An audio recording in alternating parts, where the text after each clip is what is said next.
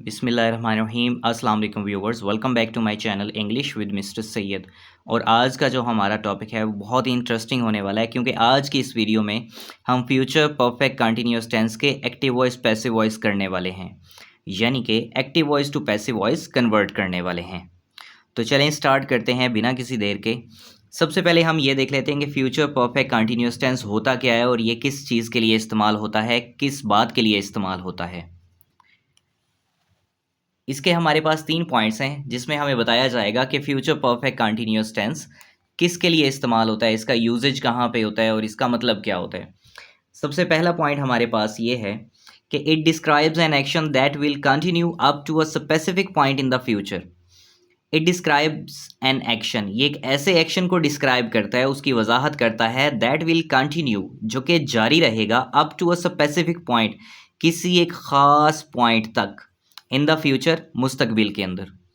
ठीक है, ये एक ऐसे एक्शन को डिस्क्राइब करेगा जो कि फ्यूचर में एक स्पेसिफिक पॉइंट तक, एक स्पेसिफिक पॉइंट, एक ख़ास नुक्ते तक, एक ख़ास पॉइंट तक कंटिन्यू रहेगा, जारी रहेगा। कंटिन्यू का मतलब क्या होता है? जारी रहना। नंबर सेकंड हमारे पास पॉइंट है duration of an action up to a future point.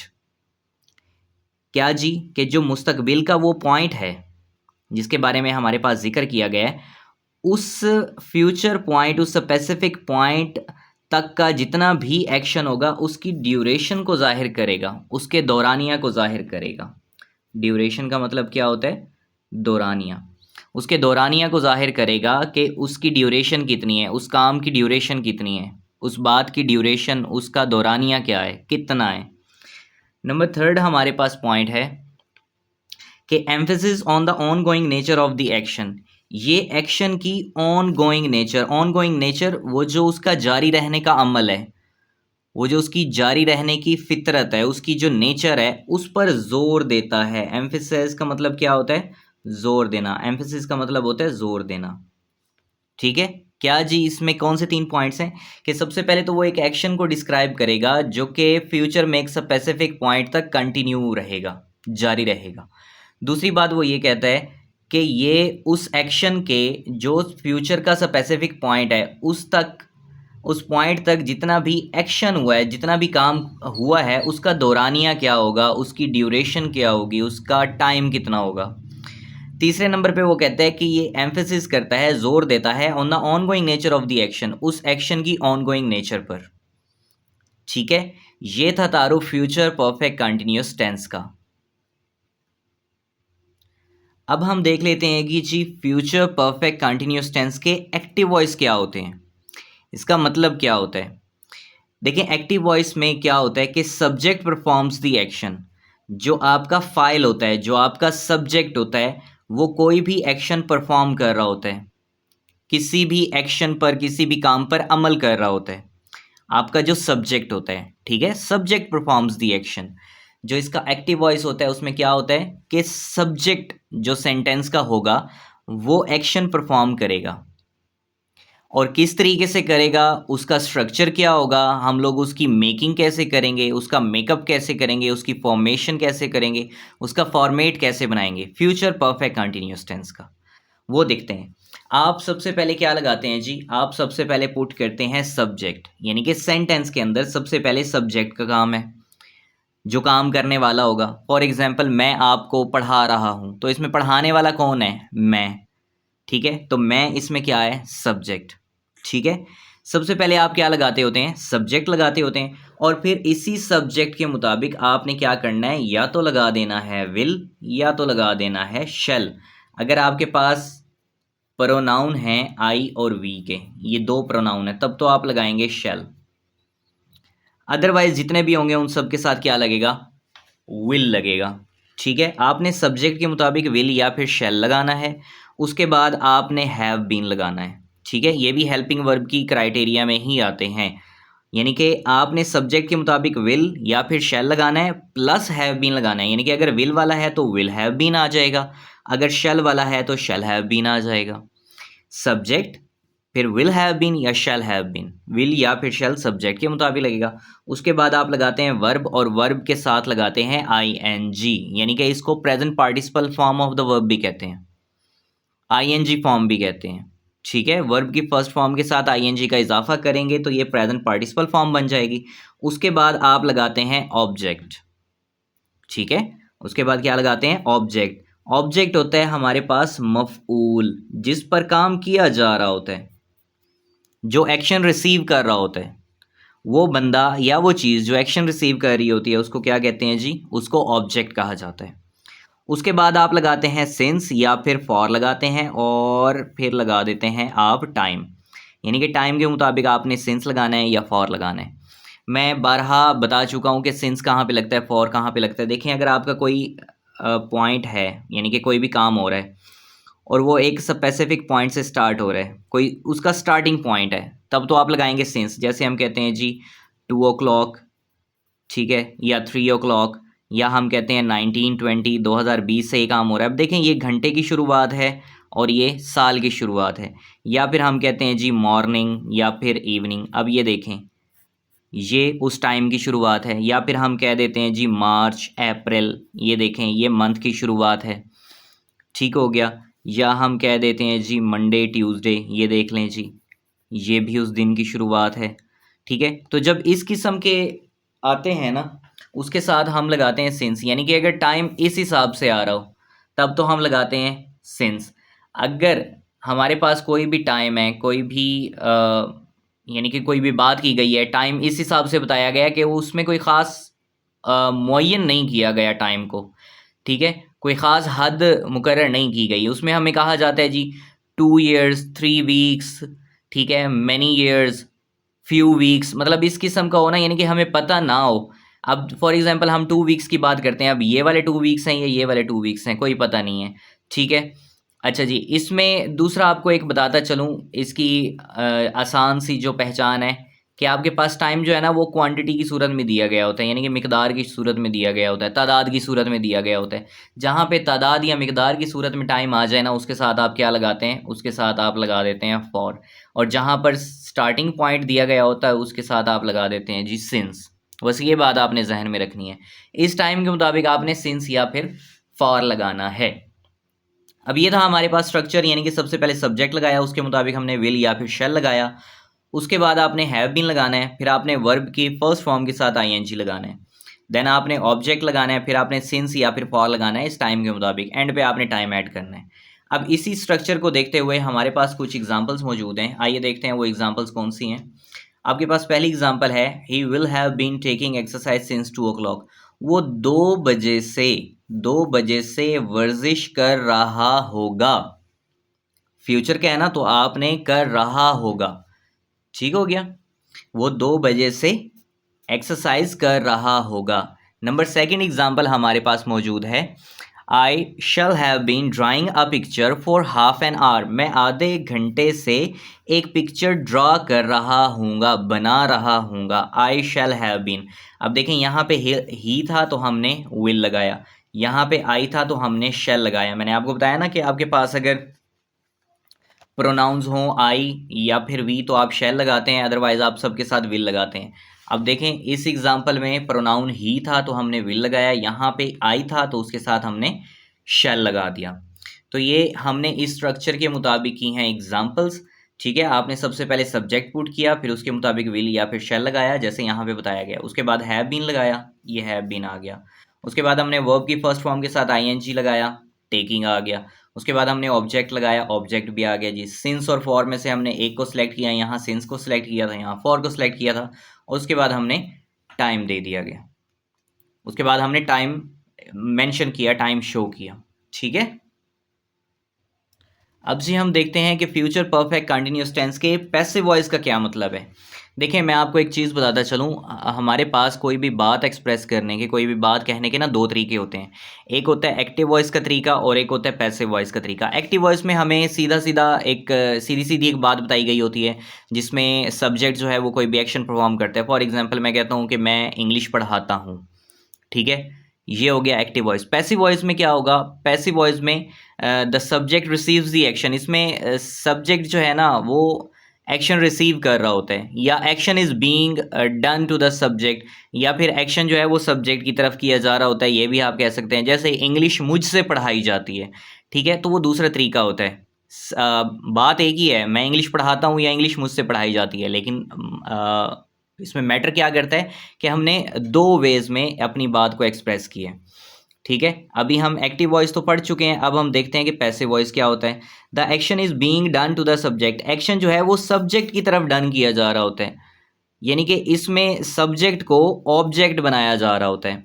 इसमें क्या होता है जी, आपका जो सब्जेक्ट होता है ना, वो आपका बन जाता है ऑब्जेक्ट। ठीक है, और आपका जो ऑब्जेक्ट होता है ना, वो बन जाता है सब्जेक्ट। ठीक है, ये बात आपने जहन में रखनी है। जब आप पैसिव में कन्वर्ट करते हैं, आपका सब्जेक्ट ऑब्जेक्ट बन जाता है, ऑब्जेक्ट जो है वो सब्जेक्ट बन जाता है। ठीक है, ये बात हमेशा आपने याद रखनी है। अच्छा जी, अब इसका स्ट्रक्चर देख लेते हैं कि जी passive voice of past future perfect continuous tense का स्ट्रक्चर क्या होता है। आप सबसे पहले लगाते हैं जी सब्जेक्ट। अब एक बात गौर कीजिएगा, ये जो सब्जेक्ट है ना, ये क्या है, जैसे अभी मैंने बताया ना कि सब्जेक्ट ऑब्जेक्ट बनेगा, ऑब्जेक्ट सब्जेक्ट बनेगा। ये सब्जेक्ट कौन सा है, जो आपके एक्टिव वॉइस का ऑब्जेक्ट था, जो आपके एक्टिव वॉइस का ऑब्जेक्ट था। अब क्या बन चुका है जी, अब बन चुका है सब्जेक्ट, क्योंकि इसमें ये चीज़, ये जो ऑब्जेक्ट होगा ना, यही परफॉर्म कर रहा होगा। तो जो बंदा या जो चीज़ कोई एक्शन परफॉर्म कर रही होती है, तो वो सब्जेक्ट कहलाता है। अब आपका ऑब्जेक्ट क्या बन गया, सब्जेक्ट बन गया, और इसी सब्जेक्ट के मुताबिक आपने विल या फिर शैल लगाना है। या तो आप विल लगाएंगे या फिर शैल लगाएंगे, बात वही है। अगर आई और वी आ जाएंगे तो शैल लगाएंगे, अदरवाइज आप विल लगाएंगे। ठीक है, उसके बाद आपने हैव बीन तो वैसे रखना ही रखना है, विल हैव बीन या शैल हैव बीन। विल को सिलेक्ट करेंगे तो विल हैव बीन, शैल को सिलेक्ट करेंगे तो शैल हैव बीन। उसके बाद आपने लगाना है जी बीइंग। अब ये बीइंग क्यों आया, हमने इसका इजाफा क्यों किया है? देखें, हमारे पास जो पैसिव की रिक्वायरमेंट होती है ना, पैसिव वॉइस की, उसमें वो कहता है कि जी हमें वर्ब की थर्ड फॉर्म चाहिए, यानी कि past participle form of verb चाहिए, हमें वर्ब की थर्ड फॉर्म चाहिए, मेन वर्ब की। वो भी किसकी चाहिए, मेन वर्ब की, यानी कि जो आपका मेन वर्ब होता है ना, उसकी थर्ड फॉर्म चाहिए। अब मेन वर्ब की थर्ड फॉर्म कैसे बनाई जाए जी, मेन वर्ब की थर्ड फॉर्म तो हम ले लेंगे। अब ये भी तो देखें कि ये फ्यूचर कंटिन्यूअस है, सॉरी फ्यूचर परफेक्ट कंटिन्यूअस है। अब परफेक्ट कंटिन्यूअस में क्या होता है कि आपने विल हैव बीन या शैल हैव बीन लगाना होता है और वर्ब के साथ आईएनजी लगाना होता है। लेकिन यहाँ पे पैसिव हमें कहता है जी हमें मेन वर्ब की थर्ड फॉर्म चाहिए, तो मेन वर्ब भी तो हम थर्ड फॉर्म यूज़ कर लेंगे, लेकिन वो जो आईएनजी फॉर्म होगी वो किधर जाएगी?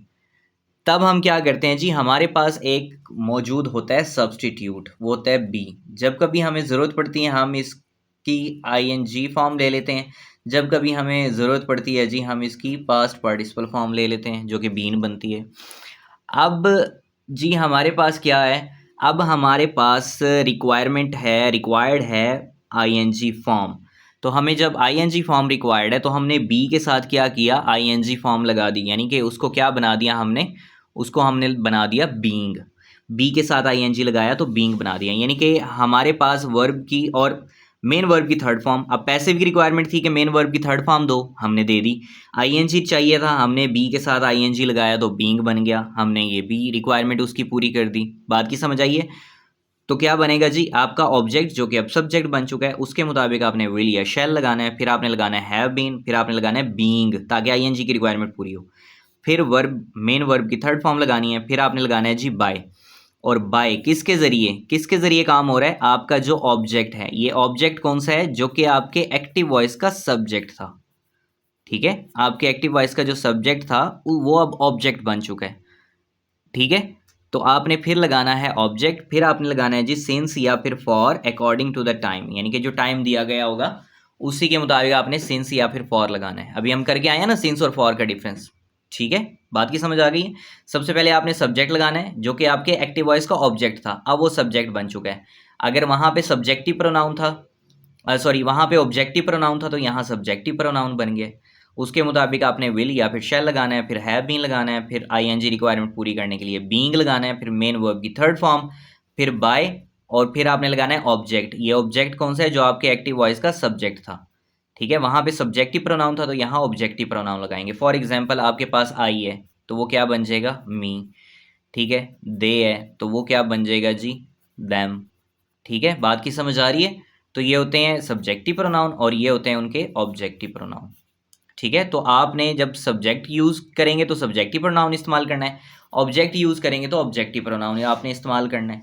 ठीक है, मेन बात क्या है, आपका सब्जेक्ट ऑब्जेक्ट में चेंज होता है और आपका ऑब्जेक्ट सब्जेक्ट में चेंज होता है। ठीक है, फॉर एग्जाम्पल्स हमारे पास एग्जाम्पल्स मौजूद हैं, जैसे हमने कहा जी the football will have been being played by us, कि फुटबॉल हमारे ज़रिए खेली जा रही होगी। फुटबॉल था सब्जेक्ट, उसके मुताबिक आपने विल लगाया, उसके बाद आपने हैव बीन लगाया, उसके बाद आपने बीइंग लगाया, फिर आपने मेन वर्ब की थर्ड फॉर्म लगाई और फिर बाय लगा के अस लगा दिया। ठीक है, अब यहाँ पे हमने कोई सिंस या फॉर वाली एग्जांपल यूज़ नहीं की। समटाइम्स सिंस और फॉर वाली एग्जांपल आ जाती है और समटाइम्स नहीं भी आती।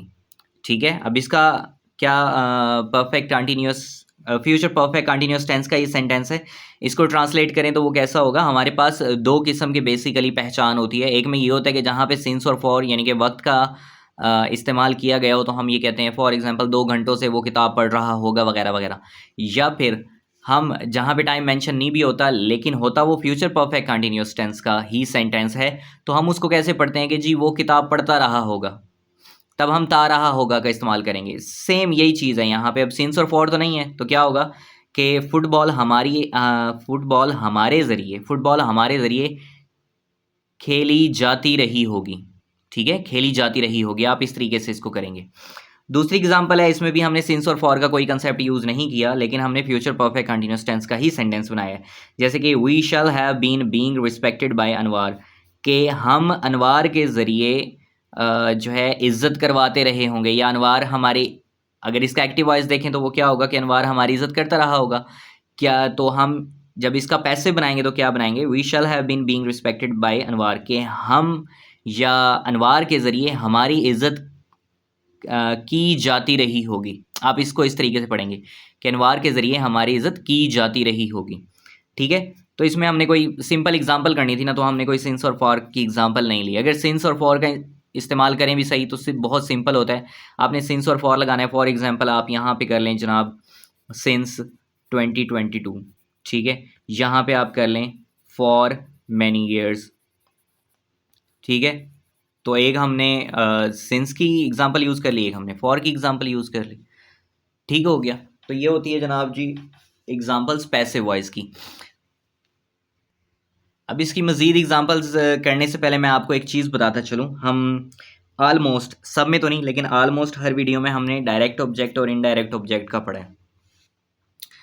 तो डायरेक्ट ऑब्जेक्ट क्या होते हैं और इनडायरेक्ट ऑब्जेक्ट क्या होते हैं। देखें, हमारे पास ऑब्जेक्ट होते हैं जी दो किस्म के, एक होता है हमारे पास डायरेक्ट ऑब्जेक्ट और एक होता है इनडायरेक्ट ऑब्जेक्ट। अब डायरेक्ट ऑब्जेक्ट क्या होता है जी, that receives the action of the verb directly, जो कि डायरेक्टली वर्ब के एक्शन को रिसीव कर रहा होता है, या आप ऐसे कह लो कि ये डायरेक्ट लिंक कर रहा होता है मेन वर्ब के साथ।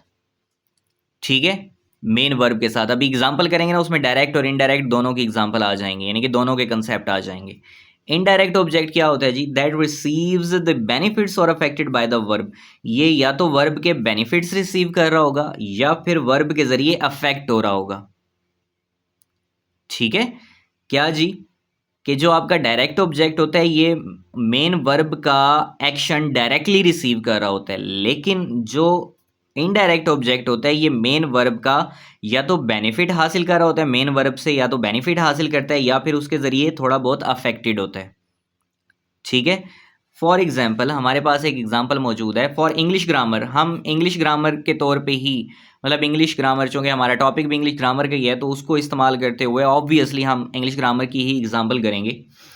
तो हमारे पास जनाब इंग्लिश ग्रामर मैं इसलिए कह रहा हूँ क्योंकि हम चूँकि फ्यूचर परफेक्ट कंटिन्यूस टेंस कर रहे हैं तो हम उसी की एक एग्जाम्पल ले लेते हैं। Sir Anwar will have been teaching us English since 2021, कि सर अनवार 2021 से हमें इंग्लिश पढ़ा रहे होंगे। ठीक है, सर अनवार हमें 2021 से इंग्लिश पढ़ा रहे होंगे। अब हमने देखना क्या है जी, इसमें मेन वर्ब आपका क्या है, टीचिंग। मेन वर्ब आपका क्या है, टीचिंग, यानी कि पढ़ाना। मेन वर्ब ये हो गया। अब क्या पढ़ा रहे हैं, व्हाट। हमारे पास क्वेश्चन होना चाहिए व्हाट, क्या पढ़ा रहे हैं, इंग्लिश पढ़ा रहे हैं। ठीक है, इंग्लिश पढ़ा रहे हैं, तो ये आपका डायरेक्ट ऑब्जेक्ट है। क्या है ये जी? आपका डायरेक्ट ऑब्जेक्ट है। ठीक हो गया। अब जी आपने फाइंड कैसे करना है कि इनडायरेक्ट ऑब्जेक्ट क्या होगा। ये तो हो गया ना हमारे पास डायरेक्ट ऑब्जेक्ट। ठीक हो गया कि जो डायरेक्ट लिंक कर रहा है वर्ब के साथ, डायरेक्ट ऑब्जेक्ट वो होगा व्हाट, क्या पढ़ा रहे हैं, क्या पढ़ा रहे हैं, इंग्लिश पढ़ा रहे हैं, डायरेक्ट वर्ब के साथ क्या लिंक कर रहा है, इंग्लिश लिंक कर रहा है, तो वो आपका डायरेक्ट ऑब्जेक्ट है। अब किससे पढ़ाया जा रहा है, टू होम, या किसकी तरफ एक्शन किया जा रहा है, किसे पढ़ाया जा रहा है, या आप आम अल्फाज में कह लो कि किसकी तरफ एक्शन किया जा रहा है, किसकी तरफ एक्शन किया जा रहा है जी, बेनिफिट कौन हासिल कर रहा है, अफेक्टेड कौन हो रहा है मेन वर्ब से, अस, हम। तो ये आपका होगा इनडायरेक्ट ऑब्जेक्ट। ठीक है, ये आपका क्या होगा जी, ये आपका होगा इनडायरेक्ट ऑब्जेक्ट। सबसे पहले हमने ये देखा वर्ब, टीचिंग, पढ़ाना, क्या पढ़ाया जा रहा है, व्हाट, डायरेक्ट लिंक कौन कर रहा है, इंग्लिश, तो ये डायरेक्ट ऑब्जेक्ट है। किसे पढ़ाया जा रहा है, बेनिफिट कौन रिसीव कर रहा है, या अफेक्टेड कौन हो रहा है, अस, तो ये क्या होगा, ये हमारा होगा इनडायरेक्ट ऑब्जेक्ट। ठीक है, तो ये था कंसेप्ट डायरेक्ट ऑब्जेक्ट और इनडायरेक्ट ऑब्जेक्ट का। तो चलें अब हम इसकी कुछ एग्जांपल्स कर लेते हैं जिसमें हमने फ्यूचर परफेक्ट कंटिन्यूअस टेंस को इस्तेमाल करते हुए कुछ active voice to passive voice convert किए हैं। ठीक है, हमारे पास पहली एग्जांपल है, they will have been playing hockey for many years. Active voice का स्ट्रक्चर क्या था, आपने सबसे पहले सब्जेक्ट लगाना है, उसके मुताबिक विल या फिर शैल लगाना है, फिर हैव बीन लगाना है, फिर वर्ब की फर्स्ट फॉर्म के साथ आईएनजी, फिर ऑब्जेक्ट, फिर सिंस या फॉर, और फिर टाइम। ठीक है, हमने ये कर दिया। पैसिव वॉइस का स्ट्रक्चर क्या था कि आपका जो ऑब्जेक्ट होगा वो किस में कन्वर्ट होगा, सब्जेक्ट में कन्वर्ट होगा, यानी कि ये फर्स्ट पे आएगा, और जो आपका सब्जेक्ट होगा वो किस में कन्वर्ट होगा, ऑब्जेक्ट में कन्वर्ट होगा। अब यहाँ पे जो आपका ऑब्जेक्ट था वो नाउन था, तो वो नाउन ही रहा, सब्जेक्ट आ गया सब्जेक्ट के तौर पे। अब हॉकी के साथ आपने क्या लगाया, विल, और विल के साथ आपने लगाया हैव बीन, यानी कि hockey will have been, hockey will have been. अब नेक्स्ट आपने क्या करना है जी, आपने क्योंकि ये परफेक्ट कंटिन्यूअस टेंस है, तो आपने आईएनजी की रिक्वायरमेंट भी तो पूरी करनी है ना। पैसिव में तो हम कहते हैं ना कि जी मेन वर्ब की हमें थर्ड फॉर्म चाहिए, तो मेन वर्ब की तो हम थर्ड फॉर्म लगा देंगे, लेकिन आईएनजी कहाँ जाएगा, आईएनजी के लिए हम क्या करेंगे जी, हमने बी के साथ इजाफा कर देना है आईएनजी का, तो हमने बीइंग वाली रिक्वायरमेंट भी पूरी कर देनी है। ये देखें जी, हमने लगा दिया being, will have been being, hockey will have been being, और वर्ब की थर्ड फॉर्म प्लेड लगा दी, फिर हमने लगाया बाय, कि किन के जरिए खेली जा रही है। वहाँ पे आपका सब्जेक्टिव प्रोनाउन था दे। अभी पिछली स्लाइड में मैं बता के आया हूँ कि जो आपका सब्जेक्टिव प्रोनाउन अगर होगा तो वो जब ऑब्जेक्ट बनेगा तो उसका ऑब्जेक्टिव प्रोनाउन इस्तेमाल करेंगे। अब दे सब्जेक्टिव प्रोनाउन था, उसका ऑब्जेक्टिव प्रोनाउन क्या है, दैम, तो दे का बन गया them, by them for many years, ये तो वैसे का वैसा ही रहेगा। ठीक है, आपको एक और सिंपल सी ट्रिक बताता हूँ कि आपके पास 12 टेंसेज हैं टोटल, उसमें 2 टेंसेज ऐसे हैं जिसमें हेल्पिंग वर्ब नहीं दिए गए, यानी कि प्रेजेंट सिंपल और पास्ट सिंपल। तो जो प्रेजेंट सिंपल होगा उसमें आपने इज एम आर का इस्तेमाल करना है, और जो पास्ट सिंपल होगा उसमें आपने वाज वर्ब का इस्तेमाल करना है to make its passive voice, इसके पैसिव वॉइस बनाने के लिए। बाकी जितने भी 10 के 10 सेंटेंस हैं, सॉरी टेंसेज हैं, उनमें सब में कोई ना कोई हेल्पिंग वर्ब मौजूद है, तो आपने उस हेल्पिंग वर्ब को ही इस्तेमाल करना है। फॉर एग्जांपल प्रेजेंट कंटिन्यूअस ले लें, उसमें इज एम आर मौजूद है, वर्ब की आईएनजी, वर्ब की फर्स्ट फॉर्म के साथ आईएनजी वाला फार्मूला यूज़ है। ठीक है, तो आपने इज एम आर भी लगाना है, और उधर से जनाब आपने मेन वर्ब की थर्ड फॉर्म लेनी है, तो आईएनजी की रिक्वायरमेंट पूरी करने के लिए भी हम बीइंग का इस्तेमाल करेंगे। ठीक है, फॉर एग्जाम्पल आप प्रेजेंट परफेक्ट कर रहे हैं, उसमें आपने हैज़, हैव और वर्ब की थर्ड फॉर्म लगानी होती है। ठीक है, तो अब मेन वर्ब की थर्ड फॉर्म की रिक्वायरमेंट किसकी है, पैसिव वॉइस की। अब मेन वर्ब की तो थर्ड फॉर्म लगाएंगे, लेकिन हैज़ हैव के साथ जो वर्ब की थर्ड फॉर्म लगनी होती है वो उसका क्या करेंगे, हम इसी बी की थर्ड फॉर्म उठा लेंगे, और वो क्या बनेगा, वो बीन बनेगा। ठीक है, तो ये इस तरीके से आपने स्ट्रक्चर बनाना होता है पैसिव वॉइस का। ठीक है, अच्छा जी, अब इसमें बात कहने का वही मकसद है कि 10 के 10 टेंसेज हैं, उसमें कोई ना कोई हेल्पिंग वर्ब मौजूद है। सिर्फ 2 टेंसेज हैं, प्रेजेंट का होगा तो इज एम आर का इस्तेमाल करना है, वर्ब की थर्ड फॉर्म, और जो पास्ट का होगा उसमें वाज वर्ब का इस्तेमाल करना है और वर्ब की third form, to make passive voice. खैर, दूसरी एग्जाम्पल हम करते हैं, I shall have been teaching English since 2021, मैं 2021 से इंग्लिश पढ़ा रहा हूँगा। ठीक है। सिंस और फॉर आ गया, ये तो आपने एंड पे ही लगाना है। सबसे पहले आपने देख लेना है सब्जेक्ट और दूसरे नंबर पे आपने देख लेना है ऑब्जेक्ट। एक और चीज़ मैं आपको बताता चलूँ कि आपके सेंटेंस में अगर डायरेक्ट ऑब्जेक्ट मौजूद है तब तो आपका पैसिव जो है पैसिव वॉइस पॉसिबल है। अगर आपके सेंटेंस में डायरेक्ट ऑब्जेक्ट मौजूद नहीं है तब आपका पैसिव वॉइस पॉसिबल नहीं है। अभी पिछली कुछ वीडियोस में मैंने एक और चीज़ आपको बताई कि आपके पास वर्ब्स होते हैं दो किस्म के, एक होता है ट्रांजिटिव वर्ब्स और एक होता है इंट्रांजिटिव वर्ब्स। ठीक है। अब मैंने आपको थोड़ी सी सिंपल तरीके से समझाने के लिए मैंने आपको एक चीज़ कही कि समटाइम्स आपके पास डायरेक्ट ऑब्जेक्ट मौजूद नहीं भी होता, लेकिन आपका जो सेंटेंस होता है उसमें आपके पास इंट्रांजिटिव वर्ब मौजूद होता है। तो इंट्रांजिटिव वर्ब को देखते हुए आप जो आपके पास इनडायरेक्ट ऑब्जेक्ट होगा, ठीक है, आप उसी को सब्जेक्ट बना के पैसिव उसका पॉसिबल कर सकते हैं, यानी कि उसका पैसिव बना सकते हैं। अब वो बात कहने का मकसद क्या था? बात कहने का मकसद ये था, अब गौर से सुनिएगा, आपके पास दो किस्म के वर्ब्स होते हैं, एक होते हैं जी ट्रांजिटिव वर्ब्स और एक होते हैं जी आपके पास इंट्रांजिटिव वर्ब्स। ठीक है। अब ट्रांजिटिव वर्ब्स तो हम कर लेंगे क्योंकि उसमें ऑब्जेक्ट मौजूद होगा, हमने उसको सब्जेक्ट बना के उसका काम कर देना है। इंट्रांजिटिव वर्ब्स में किसी भी किस्म का कोई ऑब्जेक्ट पॉसिबल नहीं होता, जैसे स्लीप, लाफ, जंप। अब इसमें तो ऑब्जेक्ट नहीं होता ना, ऑब्जेक्ट तो इसका पॉसिबल ही नहीं है। तो जब ऑब्जेक्ट पॉसिबल नहीं है तो ऑब्वियसली पैसिव वॉइस भी इसका पॉसिबल नहीं है। ठीक है।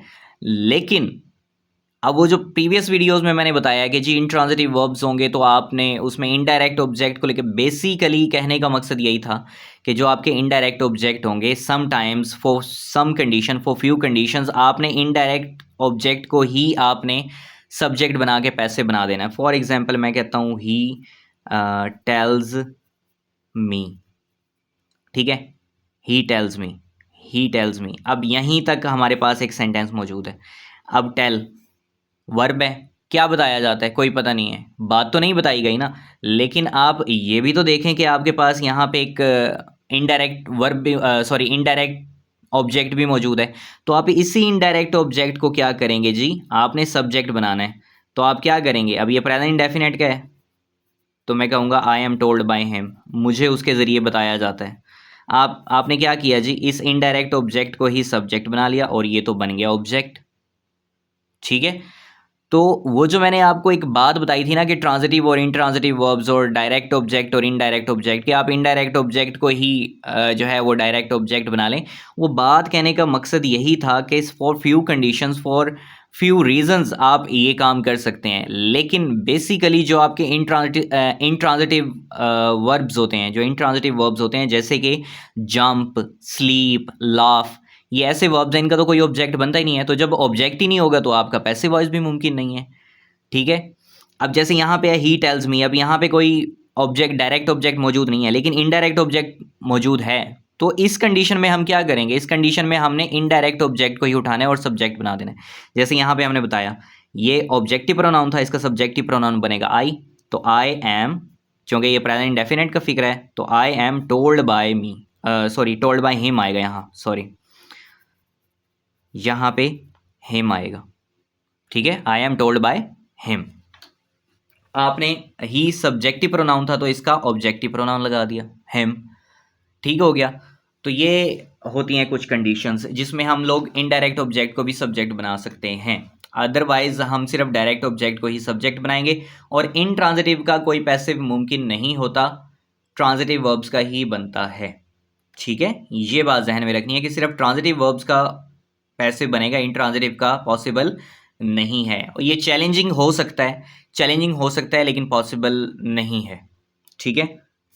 अच्छा जी, नेक्स्ट है कि Ali and Sara will not have been cooking meal for us. Ali और सारा हमारे लिए खाना नहीं बना रहे होंगे। अब इसमें आपने क्या करना है जी, आपने इसमें देखना है डायरेक्ट ऑब्जेक्ट। अब इसमें अस भी ऑब्जेक्ट है और मील भी ऑब्जेक्ट है, लेकिन आपने मेन वर्ब को देखना है। मेन वर्ब क्या है, कुकिंग।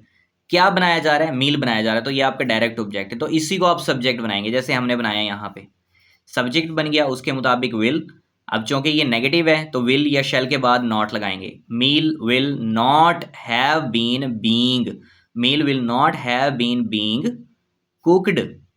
वर्ब की third form cooked by Ali and Sara, ये दोनों ऑब्जेक्ट बनेंगे। फॉर अस ये तो एंड पे आएगा, इनडायरेक्ट ऑब्जेक्ट है, ठीक है। Meal will not have been cooked being cooked by Ali and Sara for us. तो ये थी हमारी आज की वीडियो जिसमें हमने फ्यूचर परफेक्ट कंटिन्यूअस टेंस के active voice to passive voice convert किए। उम्मीद करता हूँ कि आप लोगों को ये टॉपिक समझ आ गया होगा, लेकिन अगर फिर भी कोई कन्फ्यूजन हो बीइंग के बारे में या बीन के बारे में या किसी भी किस्म की इसके स्ट्रक्चर में, एक्टिव वॉइस में, पैसिव वॉइस में, डायरेक्ट ऑब्जेक्ट, इनडायरेक्ट ऑब्जेक्ट, किसी भी किस्म का, या ट्रांजिटिव इनट्रांजिटिव वर्ब्स, ठीक है, इनके बारे में अगर किसी भी किस्म की कोई कन्फ्यूजन हो तो आप मुझसे लाजमी पूछ सकते हैं, ठीक है। आपसे जल्द मुलाकात होगी नेक्स्ट वीडियो में इंशाल्लाह, एक नए टॉपिक के साथ, एक नई एक्सप्लेनेशन के साथ। तब तक के लिए अपना बहुत सारा ख्याल रखिएगा। Thank you so much for watching my video, and if you haven't subscribed to my channel yet, so please like and subscribe to my channel English with Mr. Sayyed, so you may get updates about new videos. Thank you so much once again. Jazakallah and Allah Hafiz.